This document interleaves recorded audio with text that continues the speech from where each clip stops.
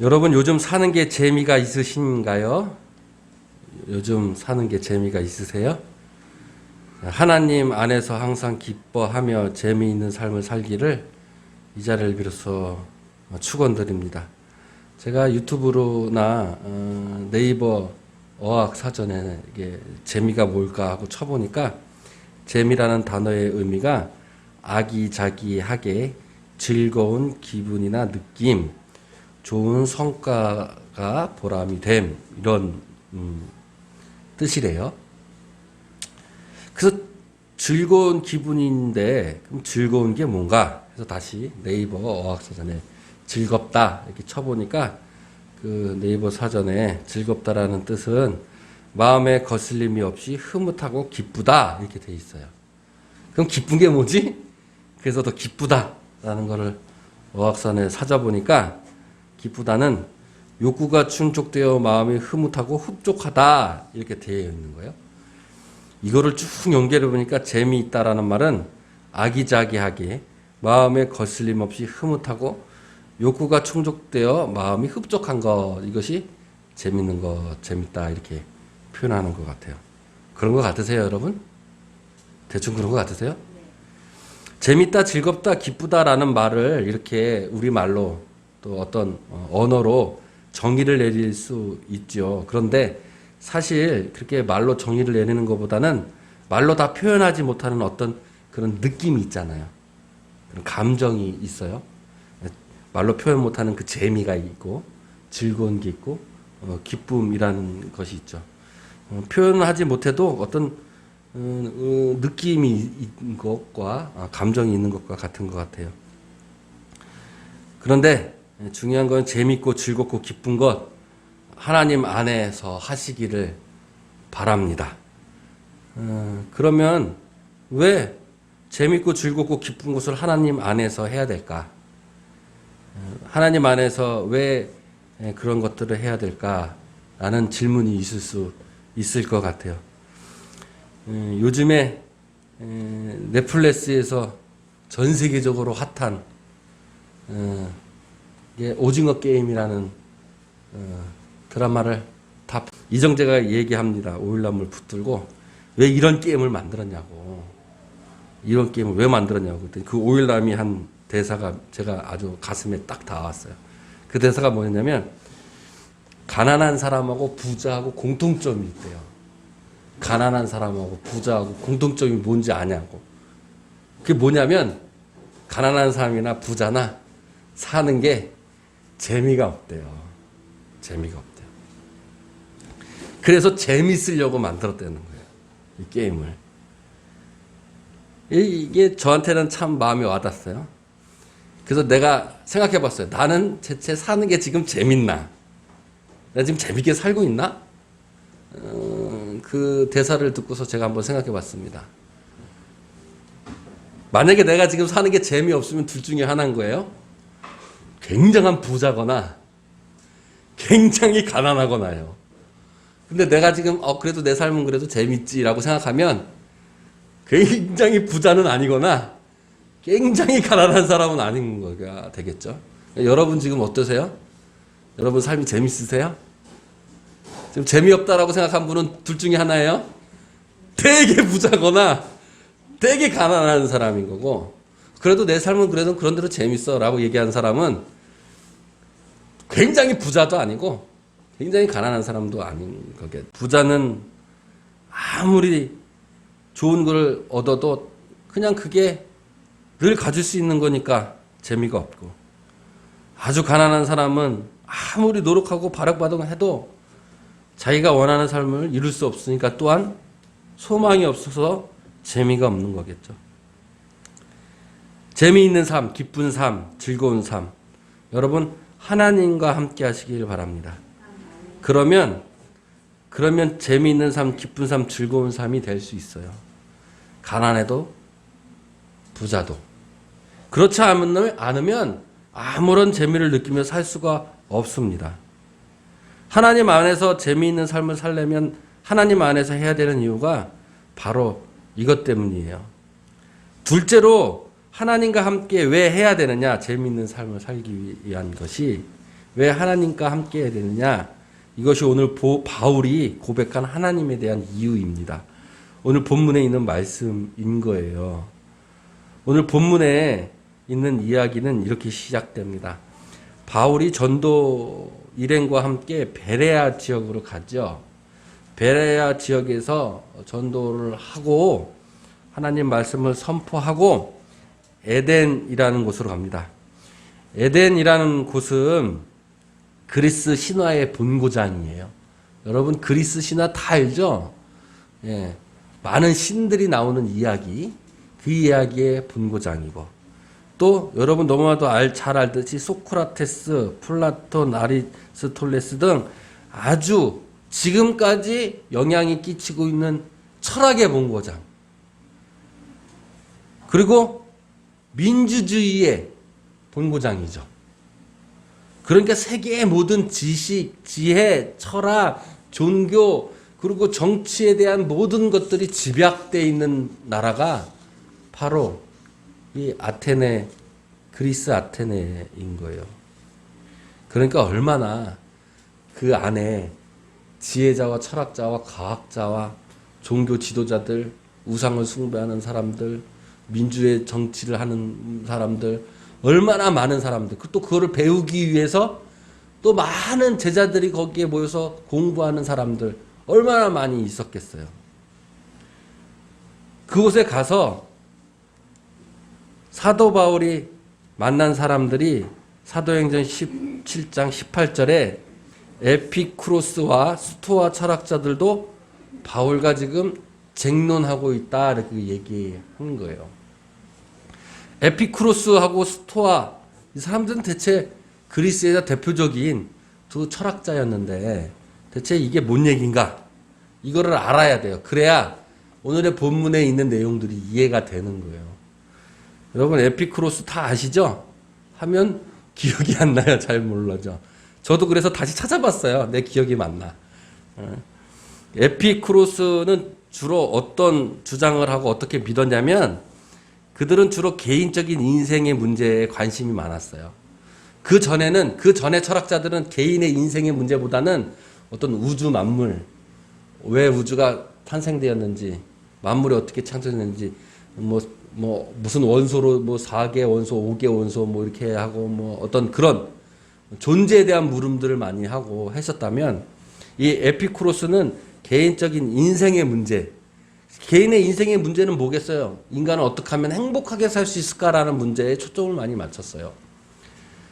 그리고 데모크레토스의 원자론을 받아들였어요. 이게 뭐냐면 데모크레토스의 원자론은 여러분 기억나실지 모르겠지만 이 세계 물질의 만물을 4가지 요소로 봐요. 그리고 그것들이 그 원자들이 움직여서 세계가 창조됐다고 생각을 하는 거죠. 지금 물리학을 하신 우리 권사님이 계시지만 어쨌든 이 세상의 만물들은 전자 원소의 결합으로 이루어지고 그거에 따라서 이렇게 어떻게 화학과를 전공하신 분들도 있지만 어떻게 무엇이 결합하느냐에 따라 어떻게 만물들이 움직이고 생성되고 하잖아요. 그렇게 생각했다는 거예요. 이 옛날에도 똑같이. 세상은 공허한 가운데 운동하는 것이 있는데 그 운동하는 원자로부터 만물들이 창조되었다라고 생각하는 게 이 원자론인 거예요. 그런데 굉장히 지금 성경에 있는 말씀이랑 굉장히 비슷하죠. 비슷해요. 그리고 이들은 감각적인 인식이 참된 거라고 생각을 했어요. 감각적인 인식이란 건 뭐예요? 내 오감 있잖아요. 막 보고 듣고 맛보고 이 피부로 느끼는 감정들은 참된 것이라고 생각했어요. 그렇잖아요. 인식되는 건 참으로 인식되잖아요. 그래서 인식의 목적은 뭐냐면 무지나 인식되는 거는 무지나 미신이나 이런 것들 그리고 죽음으로부터 그 죽음의 공포로부터 벗어나서 행복을 얻는 것이다 이렇게 생각을 했어요. 그 공포에 벗어나는 그 행복을 얻는 그 마음의 상태를 아타라시아 이렇게 얘기하는 거예요. 그러니까는 내 감각의 인식이 참된 거라고 생각하기 때문에 이 사람들은 내 감각이 어떻게 해야 돼요? 행복해야 되잖아요. 좋아야 되잖아요. 내 감각이 나쁘면 안 돼요. 그래서 이 사람들이 추구했다는 것은 아타락시아스 많이 들어봤죠? 쾌락주의인 거예요. 내 몸의 감각이 즐거워야 행복하다라는 쾌락주의. 그 물질들은 공허한 세상 가운데 움직이는 어떤 원자로부터 만들어졌다 이렇게. 그 원자는 내 감각을 이뤘다라는 거죠. 자세하게 다루지 못해도 대충 이 정도는 알아야 지금 다음 구절들을 우리가 알 수 있기 때문에 말씀을 드리는 거예요. 스토아 이 사람들은 어떤 사람들이었냐면 역시 인간의 문제를 다뤘는데 우주의 기식을 생각했어요. 우주의 기식. 이게 뭐냐면 기식이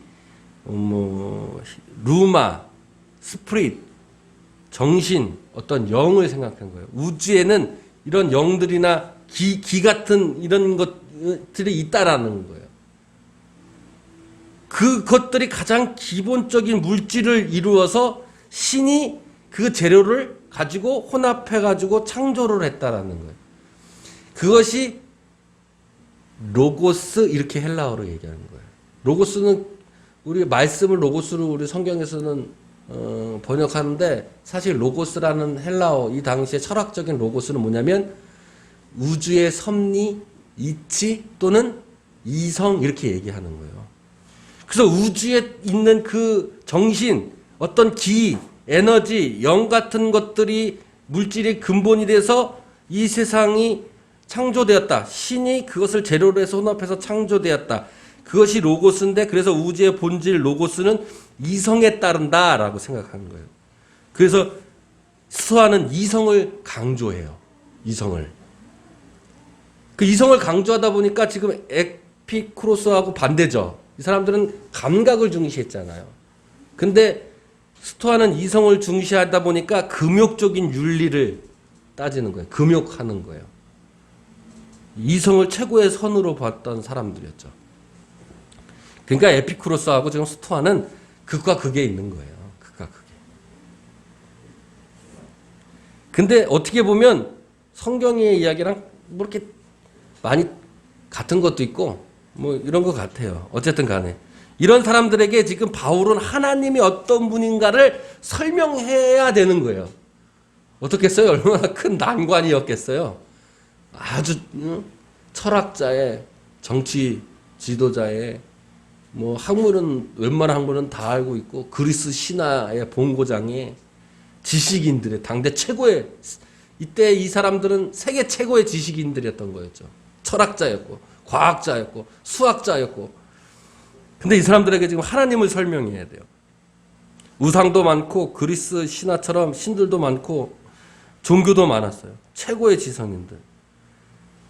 그런데 성경에 그들에게 23절에 보니까 바울이 이렇게 얘기한 거예요. 23절에 너희가 알지 못하고 위하는 그것을 내가 너희에게 지금 알려줄게 하면서 시작하는 게 오늘 본문의 말씀인 거예요. 그러니까 이 사람들은 지금 자기가 세상을 이렇게 창조되었고 이렇게 다른 것이라고 생각했던 것은 너네들이 그것에 대해서 자세히 알지 못하는 것을 내가 지금 알려줄게 라고 이야기한 거죠.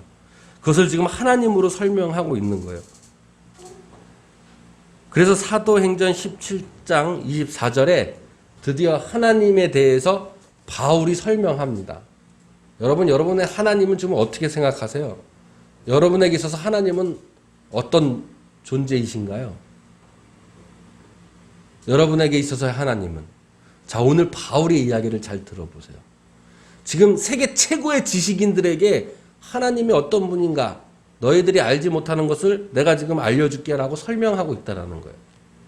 자, 그 첫 번째가 자 말씀입니다. 우주와 그 가운데 있는 만물을 지으시는 하나님께서는 천지의 주제이시다 라고 했어요. 첫 번째.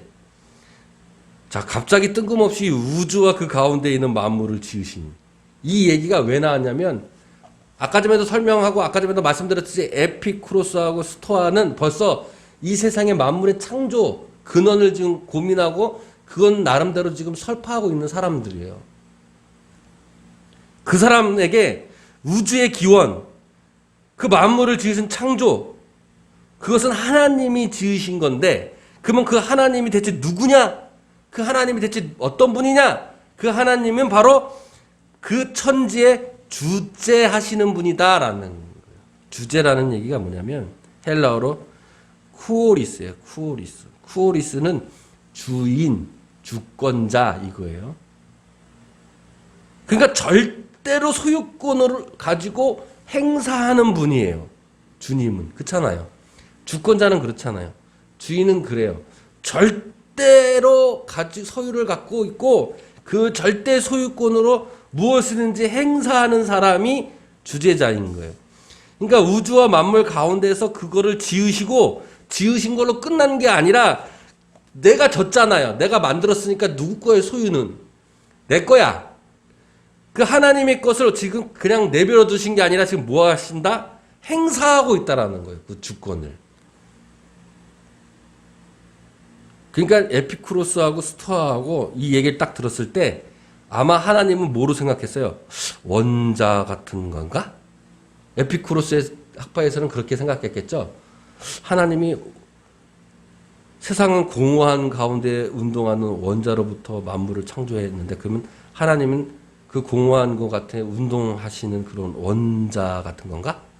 이렇게 생각할 수도 있겠죠. 스토아 학파 사람들이 이렇게 생각할 수 있을 거예요. 우주에 기식이 있는데 그 기식을 물질로 혼합하여 만들었다 그러는데 그런 이 우주의 기식, 기나 영이나 무슨 정신 같은 것이 하나님이라고 얘기하는 건가? 이렇게 생각할 수도 있었을 거예요. 그런데 바울은 한 단계 더 나아간 거죠. 그것들을 뭐 한다? 주관하는 사람이다라는 거예요. 원자의 만물에 운동하는 원자 운동을 주관하는 사람인 거고 우주에 있는 정신, 영, 기식 그 모든 것들을 지금 어떻게 혼합할 수 있는 주관을 갖고 있는 분이다 이렇게 얘기를 하는 거예요.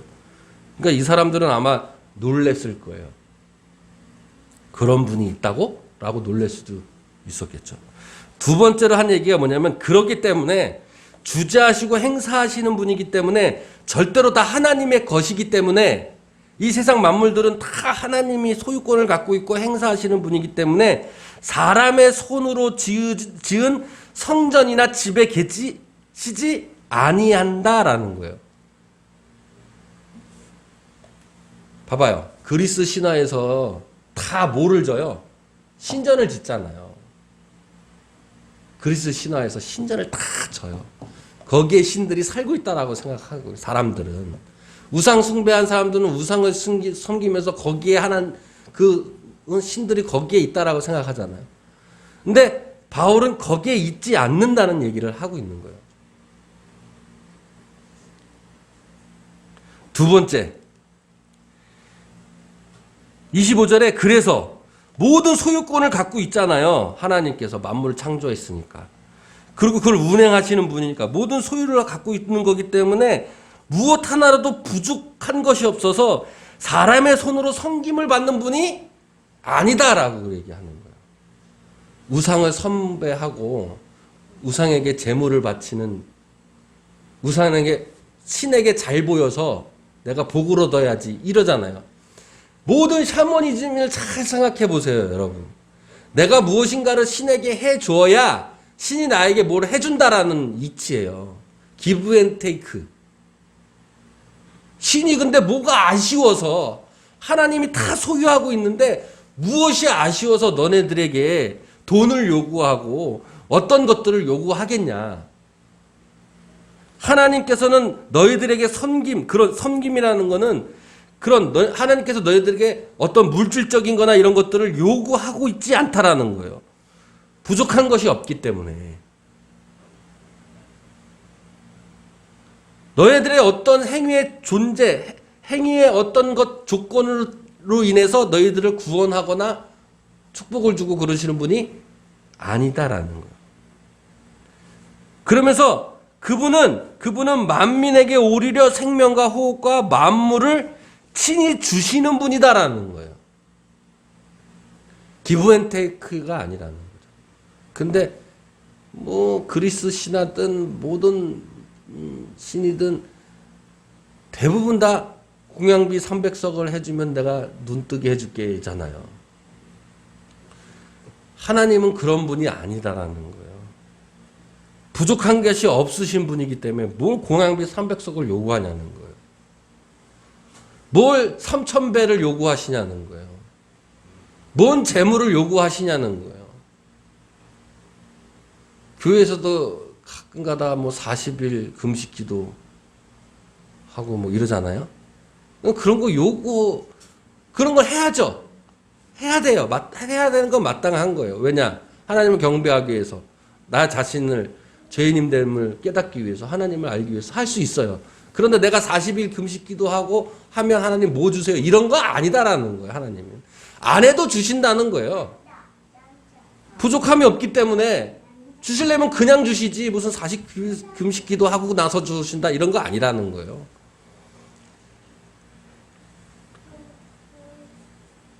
하나님은 부족함이 없으신 분이다. 사람의 섬김을 받지 않으신, 예물이나 조건이 없으신 분이시다. 기브 앤 테이크가 아니시다는 거예요. 오히려 하나님은 많은 사람들에게 호흡을 주시고 생명을 주시고 또한 만물을 주시는 분이시다. 이게 뭐겠어요? 행복을 주시는 분, 재미를 주시는 분, 기쁨을 주시는 분, 즐거움을 주시는 분, 구원을 주시는 분이라는 거예요.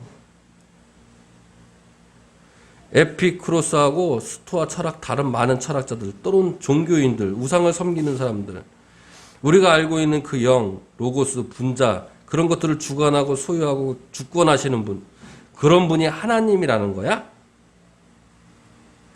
라고 생각을 했겠죠, 그 사람들은. 근데 그러면 그런 게 어떻게 그럴 수가 있어? 저 바울은 유대 땅에 저기 멀리, 저기 아주 그 당시에 그리스 아테네로 보면 저기 예루살렘은 저기 아주 총구석에 있는 그들만의 유대인들만의 믿고 있는 그 그냥 산에 있는 신, 광야에 있는 야훼, 그냥 저기 그냥 지금으로 따지고 보면 저기 어디 지방에 있는 무슨 고목나무에 있는 무슨 신처럼 생각하는 게 이게 나랑 같을 수 있는 거야? 내가 생각한 게 그분이라는 거야? 어떻게 그럴 수 있어? 라고 아마 바울에게 질문을 한 것 같아요. 그래서 그 다음 절에 그 이야기가 나오는 거예요. 그 다음 절에 26절부터 27절에 인류의 모든 족속은 한 혈통으로 만드셨어요. 그죠? 우리의 믿음은 아담으로부터 시작을 해요. 그래서 인류는 한 혈통이에요. 하나님 아버지로 우리는 한 자녀이고 한 혈통으로 되어 있어요. 근데 하나님께서 그 한 혈통인데 그러면 아담 때부터 많은 자녀들이 다 하나님을 처음부터 알고 있었을 거 아니에요. 한 혈통이었으니까. 그런데 하나님께서 연대를 정하셨어요. 연대. 시대를 정하셨고. 그리고 또 뭐를 정했어요? 사람들마다 사람이 많아지니까 거주할 경계를 정하셨다는 거예요. 그러니까 우리를 따져보 보면 당시 그리스 사람들 너네들은 유럽 쪽으로 이렇게 경계를 정하셔서 사람을 정하셨고 또 아프리카 쪽으로 사람을 정하셨고 또 우리는 이 동양 쪽에는 이 중국 쪽으로 동북아 쪽으로 경계 땅을 정하셨고 이렇게 사람들이 거주할 땅을 하나님께서 정하셨다는 거예요. 자, 이스라엘 백성은 그 유대 땅 거기 가나안 땅으로 살게끔 정해 놓으셨다는 그 말씀이신 거죠. 그런데 그렇게 다 정해 놓으셨다는 거예요. 그러니까 원래 한 족속인데 시대에 따라 경계할 땅에 따라 하나님께서 다 정해 주셨어요. 다 정해 주셨기 때문에 한 혈통이기 때문에 원래는 하나님을 다 알고 있어. 그래서 사람들이 하나님을 더듬고자 찾으면 어떻게 된다? 발견할 수 있다라고 말하는 거예요. 지금 유대만 하나님을 발견한 게 아니라 하나님을 안 게 아니라 모든 저기 아프리카 사람이든 저기 알래스카 사람이든 아시아 사람이든 유럽 사람이든 다 한 혈통에서 났기 때문에 다 하나님이 다 알고 다 내려왔기 때문에 서로 언어는 다를지 몰라도 하나님을 찾아서 더듬어서 찾으면 다 하나님을 발견할 수 있다라는 거예요. 언어로 재미는 무엇이다 이렇게 정하지 않아도 그 재미라는 그런 어떤 느낌, 그 감정이라는 게 있잖아요. 그런 거랑 같다라는 거예요. 이스라엘에서는 그것을 하나님이라고 여호와라고 명칭한 것뿐이지 그러면 여호와 하나님 안에 다 하나님이 갇혀 있느냐 그게 아니라는 거죠. 다 한 혈통에서 났기 때문에 다 더듬어서 하나님을 찾으면 다 하나님을 찾을 수 있다라는 거예요. 그래서 니네들이 지금 알고 있는 것, 이런 것, 니네들이 생각하는 창조, 니네들이 생각하는 신들, 그것이 조금은 니네들이 알지 못하는 것이겠지만 그 안에 지금 하나님이 그것들을, 모든 것들을 다 주관하시고 움직이고 계시다는 거예요.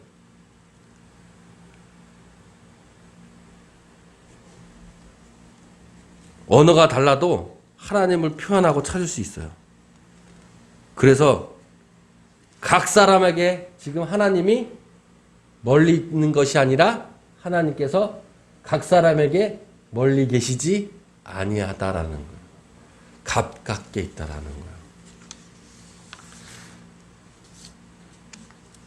그러니까 우리 조상들도 하나님을 알고 있었을 수도 있어요. 그것을 이스라엘 하나님이라고 규정짓지는 않을지 몰라도 그분이 하나님일 수 있는 거예요. 지금 바울은 그렇게 얘기하고 있는 거예요. 근데 중요한 건 이게 아니라 이 이야기를 하면서 마지막 28절에 있는 이야기가 바울이 이야기하고 싶은 거예요. 그게 뭐냐면 하나님이, 우리가 그 하나님이, 그 하나님의 은혜로, 그 하나님의 힘으로 지금 우리가 지금 뭐 하고 있다? 세 가지를 얘기했어요. 우리가 살고 있다. 우리가 움직이고 있다. 우리가 기운을 얻는다. 우리가 힘을 얻는다. 마지막, 우리가 존재한다고 이야기합니다. 그러니까 바울은 하나님을 힘입어 우리가 생명, 살며, 우리가 움직이며, 우리가 행동할 수 있는 것이고, 우리가 인간의 존재 이유가 하나님의 힘이며 우리가 존재한다는 거예요. 인간뿐만 아니라 만물이 존재한다는 거예요. 인간의 존재, 나의 존재는 하나님의 힘입어 존재하는 거예요. 그렇기 때문에 우리는 하나님 안에서 기뻐하고 하나님 안에서 재미를 느껴야 되는 거예요. 물리학적으로 봐도 우리는 원자로 구성되어 있어서, 그렇죠? 그래서 하나님의 힘입어 존재하는 거예요. 그런데 내가 지금 인식하고 내가 이성을 갖고 있잖아요. 그러니까는 이게 내 것이라 생각하는 거예요. 그래서 스토아 철학자한테 얘기하는 거예요. 이성 로고스, 그게 하나님의 것이라.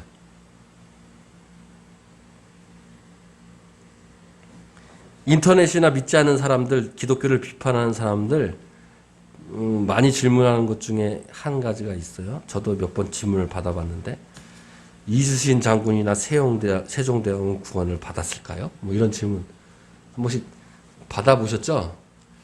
이순신 장군과 세종대왕은 그러면 하나님을 알지 못했는데 구원을 받았을까요? 오늘 정답이 여기에 있는 거예요. 그러니까 지금 바울이 얘기했죠. 하나님께서 지금 하나님을 찾고자 하는 자에게는 하나님이 가까이 있기 때문에 언제든지 하나님을 찾을 수 있다라고 얘기하고 있는 거였죠. 그리고 이 문제의 해답이 30절에 나와 있어요. 자, 알지 못했던 시대. 그건 뭐예요? 내가 하나님이라는 언어, 이것이 여호와라는, 야훼라는 단어를 알지 못했던 시대.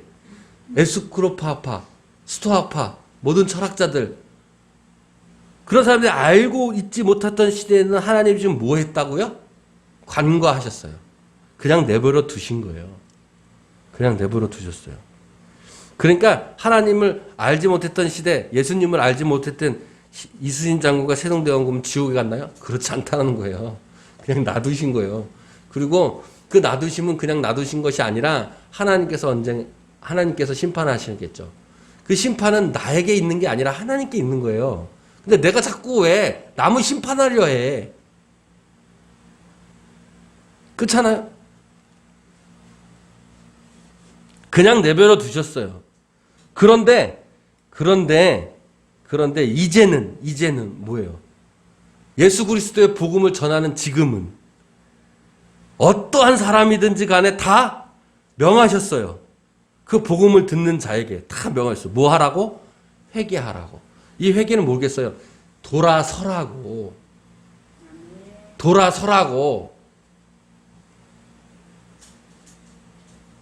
그 돌았으면 어디로 돌아서야 되냐면 31장에 있는 거예요. 정하신 사람이 있다라는 거예요. 그 정하신 사람으로 하여금 공의로 심판할 날이 이른다는 거예요. 그 심판은 누구에게 있는 거예요? 그 정한 사람에게 있는 거예요.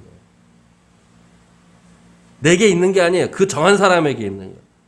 그 정한 사람이 대체 누구냐 그러면 정하신 그 사람이 누구냐? 그는 죽은 자 가운데서 다시 살리신 것으로 모든 사람에게 믿을 만한 증거를 주신 죽은 자 가운데서 살아나신 이다. 그리스도다. 예수다. 증거하고 있는 거예요.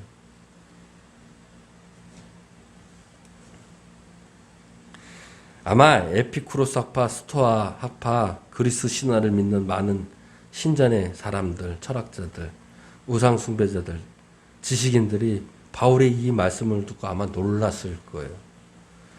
어떤 사람이 대체 죽은 자 가운데서 살아날 수가 있어? 죽은 사람이 어떻게 살아날 수 있어?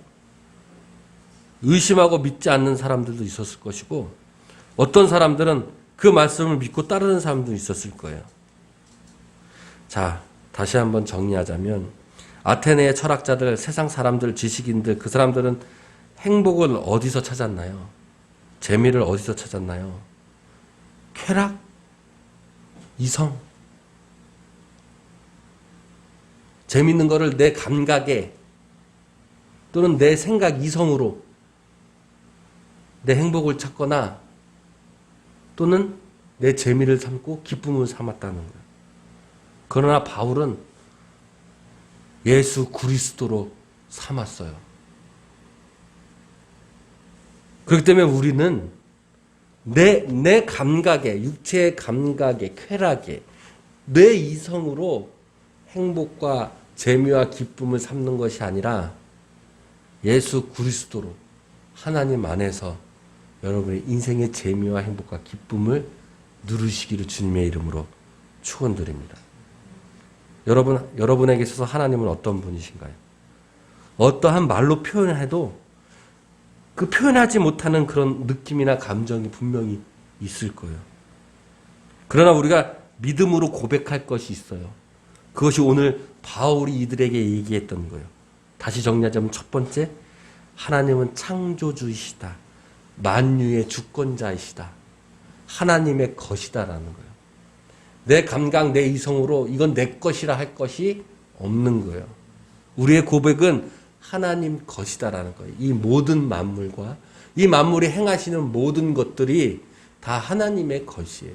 그게 전자가 됐든 그게 무슨 영이 돼서 움직임이 됐든 그가 기가 됐든 에너지가 됐든 그런 거는 아무런 말로 해도 표현하지 못하는 그것이 있어요.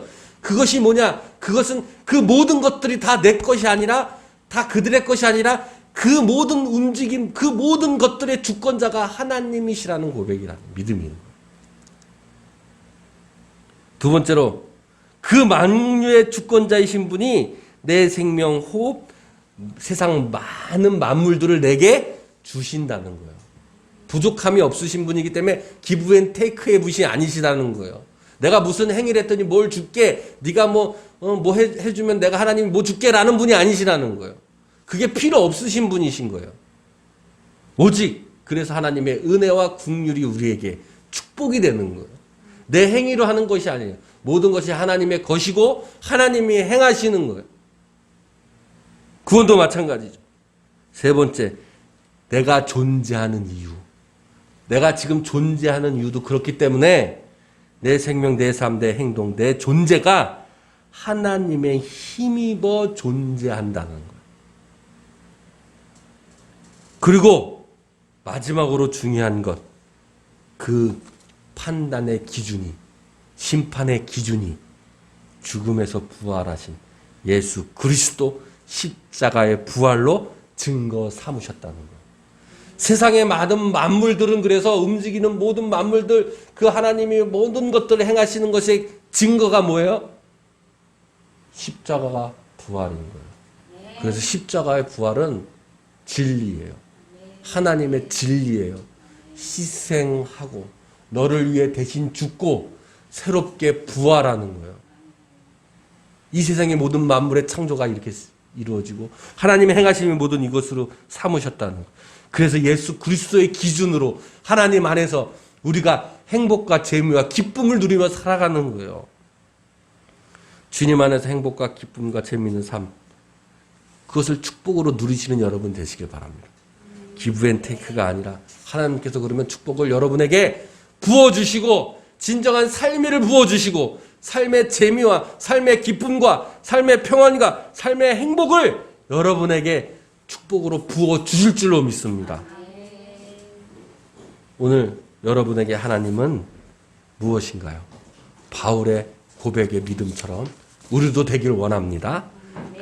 주님 우리와 함께 하셔서 우리가 주님과 함께 사는 그날에는 항상 재미있는 삶, 항상 기쁨 있는 삶이 되시기를 주님으로 축원드립니다. 우리